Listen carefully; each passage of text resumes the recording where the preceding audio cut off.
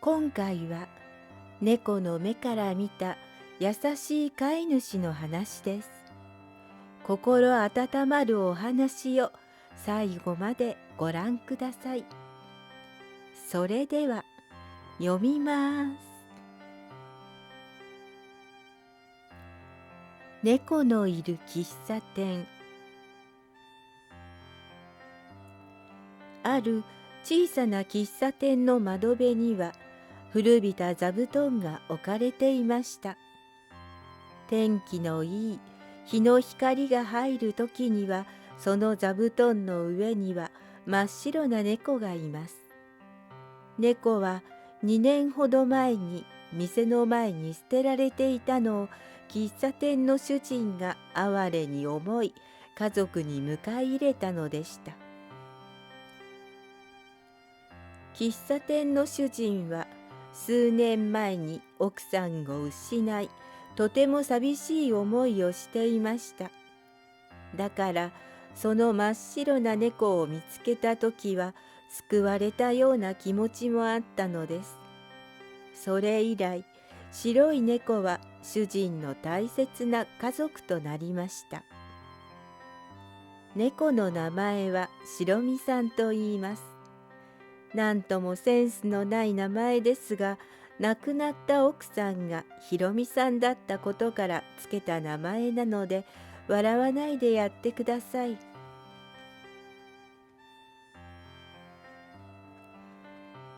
主人はとても無口な人でした。奥さんが生きていた頃は明るい性格の奥さんのおかげで、店には常連さんがたくさん来てくれていましたが、無口で暗い感じの主人だけになった喫茶店には常連さんも来なくなってしまいました。今では毎日自分が飲むコーヒーを入れながら、日に数人の客の注文を作るだけなのです。それでも主人は奥さんとの思い出がたくさん詰まった店を閉めようとは思いませんでした。そんなところに白みさんがやってきてくれたのです。主人はコーヒーを飲みながら座布団の上で寝ている白みさんを眺めては新聞に目を落としていました。しかし主人の生活が楽なはずはなく、白みさんの餌は何とかしても自分が食べるものはどうにもなりませんでした。客用に仕入れたものでこれ以上取っておくことはできないと思われたものだけが主人の口に入るという、なんともお粗末な生活でした。2年間白みさんはずっとそんな主人を見てきました。徐々に体も弱まり、なんとか店を開けているのも分かっていました。こんな食生活ではいつか主人もいなくなるのではないか、そんな不安もありました。けれど猫の白みさんにはどうすることもできません。できることといったら、せめて店の中に自分の毛を落とさないように座布団から動かないというくらいのものです。本当はまだ若い白みさんですから、店内を走り回り外にも出たいところでしたが、自分を大事にしてくれる主人に迷惑はかけられないと思っていました。ある日、店に一人の客がやってきました。その人は1週間に一度来る常連客で、とても静かな女の人です。店に来ると白みさんを撫でてくれるのです。その人がいつものように白みさんが寝ている窓辺に椅子を持ってきて、白みさんを撫でながらコーヒーを飲んでいました。そして珍しく主人に話しかけたのです。その声は優しく温かいものでした。最初こそ困ったような顔をしていた主人でしたが、徐々に気持ちも落ち着いたのか、その日を境に白身さんのそばで二人してコーヒーを飲みながらのんびりと話をするようになりました。どうやらこの女性もあまり裕福とは言えないようです。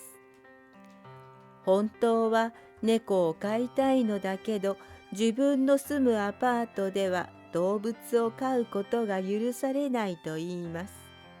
そこに白身さんのことを知り、仕事が休みの日曜日に白身さんを撫でに来るのだそうです。子供の頃は猫を飼っていたんです。大人になったらたくさん猫を飼いたいと思っていたのに、現実は甘くありませんでした。そう言って女性は笑います。すると店主は言いました。私は逆ですよ。まさか飲食店を営んでいるのに猫を飼うなんて思ってもいませんでした。それが妻に先立たれて、今じゃ白身さんがいない生活なんて考えられない。女性は柔らかい笑みを浮かべて言いました。そういえば保健所は動物を飼うことについて何も言わないんですか？すると店主は、白身さんを店に置くと決めた時にその辺のことを調べましたが、客席にいる分には問題はないようですよ。と言いました。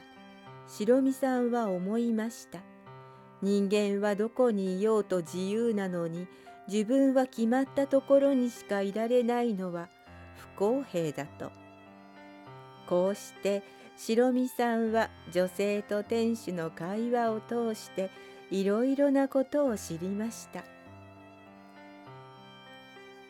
店の近くにカフェができたこと、そっちのカフェはコーヒーが売りなのか料理が売りなのかわからないこと、喫茶店のメニューは店主の奥さんが決めて、作るのも奥さんだったから店主が料理をすることがなかったこと、最近は指を切らなくなったことなどなど、1週間に1度やってくる女性客のおかげで店主もだいぶ明るくなったなと白身さんは思っていました。そんな日々が続き、気がつけば女性と店主が厨房で新メニューを考えたりしています。白身さんは店主が嬉しそうに厨房に立っている姿を見て、女性客が大好きになりました。ところが、女性が来る予定だったある日、店主が店内の掃除をしている時に倒れてしまいました。女性客が野菜を入れた袋をぶら下げて店内に入ってきて、店主の倒れているのを発見したのです。すぐに救急車が呼ばれ、白身さんが心配する中、店主が運ばれていきました。がらんとした店内に残された白身さんは、ただただ心配する以外に何もできず、とても悲しみました。どんなに大丈夫だと自分に言い聞かせても、もしかしたら店主が戻ってこないかもしれないという不安が募ります。外が暗くなり、餌箱の中は空っぽのままです。お腹が空いて寂しくて、このまま自分はどうなってしまうのかと涙が出てきた時でした。店のドアが開いて女性が入ってきました。白身さん、不安だったでしょう。店長さんは大丈夫よ。一晩様子を見たら戻ってこられるからね。そう言って白身さんの餌箱にたくさんのご飯を入れてくれました。明日には帰ってくると言われて安心はできたものの、一晩店内で一人で過ごさないとなりません。そう思った時、女性が言いました。一晩くらいなら私の部屋にいても大丈夫だと思うの。店長さんが帰ってくるまで私のところに来る？白身さんは嬉しくなりました。一晩だって一人で過ごすなんて寂しいと思っていたところです。明日は私、仕事を休んでお店の掃除をしたりするつもりだから、その時一緒に帰ってこようね。きっと店内がきれいになっていたら店長さんも安心するでしょう。白身さんは女性の手をペロペロと舐めて、ありがとうと気持ちを伝えました。女性は白身さんの気持ちが分かったのか、優しく撫でてくれました。その夜は女性の部屋で女性の布団で一緒に眠りました。女性のそばはとても安心できて、ゆっくり眠ることができました。翌日は早くから目が覚め、女性と一緒に店に行きました。いつものように座布団に座ると丹念に体をなめる白身さんです。それを見て女性は楽しそうに微笑みました。店内をきれいに掃除し、掃除が終わった頃には10時を回っていました。主人がいない喫茶店を開くことはできませんが、女性は主人に教えてもらった通りにコーヒーを入れると、白身さんのそばでゆっくりと飲み始めました。ねえ、白身さん、店長さんは一人で寂しくないのかしらね。私は一人で寂しいんだけどね。女性はポツポツと話し出しました。それを聞いて白身さんは、主人だって本当はとっても寂しいし、誰かが主人のそばにいてくれた方がいいに決まっている。そうすれば今回のようなことがあっても心配しなくて済むんだから、と思いました。それにこうしてのんびりと日の光を受けながら、自分に優しく語りかけてくれる人間と一緒にいるのはとても心地の良いものだからです。お昼を過ぎた頃、店のドアが開きました。見ると元気そうな主人でした。主人は女性にお礼を言った後、白身さんを抱き上げ、心配させたね、ごめんよ、と言ってくれました。白身さんは二度とこんなことにならないようにするためにはどうしたらいいのだろうと思いましたが、いいアイデアが浮かびません。私が人間ならずっと主人のそばで助けてあげられるし、主人が寂しい思いをしなくて済むのに。それができないなら、この女の人が主人のそばにずっといてくれたらいいのに、と思いました。そしてそれからは暇さえあればそのことを考えるようになり、神様に祈るようになりました。どうか神様、あの女の人と主人とがずっと一緒にいられますように。できることならあの女の人が主人と一緒に暮らせますように。神様が本当にいるのかどうか白身さんは知りません。でも猫の自分にできることはそのくらいだったのです。季節が変わり、窓辺に差し込む日の光が強くなり、セミの鳴き声がうるさいくらいになりました。冷房の効いた店内で座布団の上で体を横たえています。楽しそうに主人と女性とが話している姿は1週間に1度から1週間に2度3度と増えているように思えました。セミの鳴き声が静かになり、日の光も柔らかくなり、店内は冷房から暖房へと切り替わりました。もうすぐ1年が終わるというクリスマスがやってきました。店内にはクリスマスツリーが飾られ、最近では明るくなった主人のコーヒーを飲みに常連客も戻ってきています。おかげで主人もまともなものを食べることができているようで、白身さんの心配も減ってきていました。今年はホワイトクリスマスだね。常連客の一人が言いました。その言葉の通り、外には雪が降っています。クリスマスということもあり、女性は仕事が終わるとすぐに店に来て主人の手伝いをしてくれています。